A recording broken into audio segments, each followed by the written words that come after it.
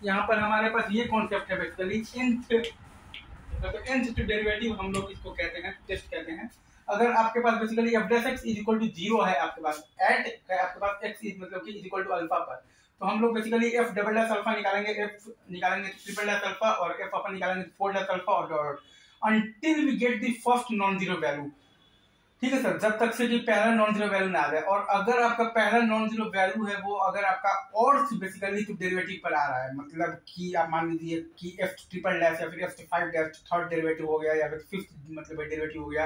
या फिर आपके पास बेसिकली कौन सा मतलब कौन सा डेरिवेटिव हो गया है, सेवेंथ मतलब हो गया है डेरिवेटिव, तब तो मतलब भाई नाइदर लोकल मैक्सिमा है और नॉर आपके पास लोकल मिनिमा है, ना लोकल मैक्सिमा है और नहीं आपके पास लोकल मिनिमा है। लेकिन अगर आपके पास फर्स्ट नॉन जीरो वैल्यू जो है वो आपका बेसिकली इवन डेरिवेटिव पर आ गया है, ठीक है, अगर आपका फर्स्ट नॉन जीरो वैल्यू आ गया है इवन डेरिवेटिव पर, लाइक सेकंड पर, फोर्थ पर और सिक्स पर, ऐसे,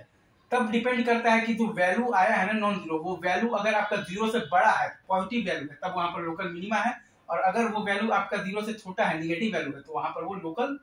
मैक्सिमा है, राइट। यही होता है आपका nth डेरिवेटिव टेस्ट। अगेन मैं एक बार फिर से बोलूंगा, हम लोग बेसिकली अगर आपका F dash x is equal to 0 है एट बेसिकली एक्स मतलब कि इज इक्वल टू अल्फा, तो हम लोग बेसिकली निकाल लेंगे F double dash alpha, F triple dash alpha, F अपन निकालेंगे फोर डैश अल्फा और dot until we get the first non zero value. और ये काम हम लोग तो कब तक करेंगे, जब तक कि पहला नॉन जीरो वैल्यू ना आए, राइट। और अगर आपके पास पहला नॉन जीरो वैल्यू है वो अगर आपका ऑड बेसिकली जो डेरिवेटिव पर आ रहा है, मतलब जैसे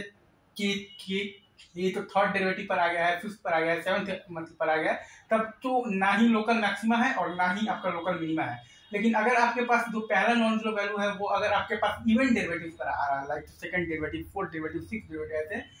तब डिपेंड करता है कि जो वैल्यू आया है अगर वो जीरो से बड़ा है, पॉजिटिव वैल्यू है, तो वहां पर लोकल मिनिमा है, और अगर जो वैल्यू आया है अगर वो वैल्यू आपका जीरो से छोटा है, तो निगेटिव वैल्यू है, तो वहां पर वो लोकल मैक्सिमा है। इसी जो टेस्ट होता है ना, इसी का नाम होता है आपके पास nth डेरिवेटिव टेस्ट। अगेन ये काम का है, नोट कर लीजिए, इस पर फिर मैं सवाल कराऊंगा, ठीक है sir. Thank you very much.